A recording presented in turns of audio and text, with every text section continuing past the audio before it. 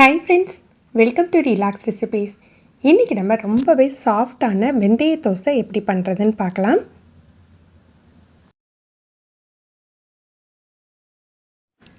முதல்ல அதுக்கு தேவையான மாவு தயார் பண்ணிடலாம். பெரிய கப்புக்கு இட்லி அரிசி எடுத்துருக்கேன். 200 கிராம் அளவுக்கு இருந்தது. அதில் 1 டேபிள் ஸ்பூன் உளுந்தப்பருப்பு. 1 டேபிள் ஸ்பூன் அப்படிங்கிறது நம்ம சின்ன ஸ்பூன் இருக்கு இல்லையா, அதுக்கு 3 ஸ்பூன் அளவுக்கு இருக்கும். வெந்தயம் 1 டேபிள் ஸ்பூனும் 1 டீஸ்பூனும் வெந்தயம் சேர்த்துக்கணும். டீஸ்பூனில் சொல்கிறதா இருந்தால் 4 டீஸ்பூன் அளவுக்கு வெந்தயம் சேர்த்துக்கோங்க. இதை கழுவிட்டு ஒரு 5 மணி நேரம் ஊற வச்சிடலாம். கிரைண்டரில் எல்லாத்தையும் ஒன்றா சேர்த்தே அரைச்சிக்கலாம். நீங்கள் மிக்சியில் அரைக்கிறதா இருந்தால் வெந்தயத்தை தனியாக ஊற போட்டு வெந்தயம் அரைச்சிட்டு கூட மற்றதை சேர்த்து அரைச்சி எடுத்துக்கலாம். இதை புளிக்க வச்சு எடுத்து வச்சுருக்கேன். நம்ம நார்மலாக தோசை மாவு புளிக்க வைப்போம் இல்லையா, அதே மாதிரி ஓவர் நைட் புளிக்க வச்சுருக்கேன். கிளறையிலேயே தெரியும் உங்களுக்கு நல்ல சாஃப்டாக இருக்கும்.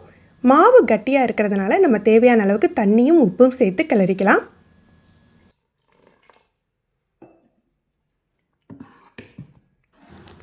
மாவோட பதம் பார்த்திங்கன்னா நம்ம ஆப்பத்துக்கு அரைப்போம் இல்லையா, அந்த மாதிரி நல்ல சாஃப்டாக அரைச்சி எடுத்துருக்கணும்.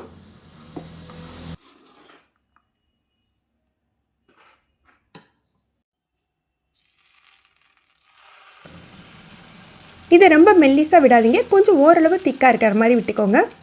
ரொம்ப பரத்த வேண்டாம். கொஞ்சமாக நல்லெண்ணெய் சேர்த்துட்டு நம்ம மூடி வச்சிடலாம்.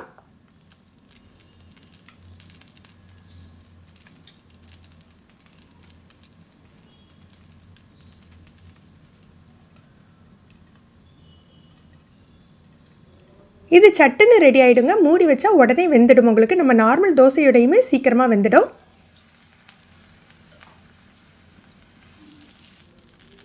நல்ல வாசமாக சாஃப்டாக இருக்கும். வெந்தயம் இந்த அளவுக்கு சேர்த்துருக்கோமா, கசப்பாக இருக்குமா அப்படின்னா கொஞ்சம் கூட கசப்பே இருக்காதுங்க. கிட்டத்தட்ட நமக்கு ஆப்பம் சாப்பிட்ற மாதிரியே இருக்கும். நல்ல வாசமாக இருக்கும்.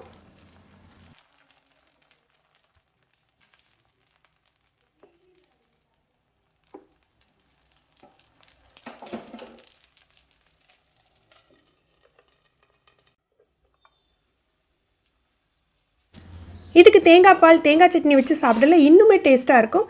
எல்லா விதமான சட்னியுமே இதுக்கு சூட் ஆகும். ஃப்ரெண்ட்ஸ், நீங்களே இந்த ரெசிபி ட்ரை பண்ணி பாருங்கள். எப்படி இருந்ததுன்னு கமெண்ட் பண்ணுங்கள். இந்த வீடியோ உங்களுக்கு பிடிச்சிருந்ததுன்னா லைக் பண்ணி ஷேர் பண்ணுங்கள். நீங்கள் நம்ம சேனலுக்கு புதுசு ஃபஸ்ட் டைம் ரிலாக்ஸ் ரெசிபிஸ் பார்க்குறீங்கன்னா சப்ஸ்கிரைப் பண்ணி மறக்காமல் கீழே இருக்க பெல் பட்டனில் ஆல்ங்கிற ஆப்ஷன் செலக்ட் பண்ணி வச்சுக்கோங்க. நம்ம சேனலில் எந்த வீடியோ போட்டாலும் உங்களுக்கு உடனே நோட்டிஃபிகேஷன் கிடைக்கும். தேங்க்யூ.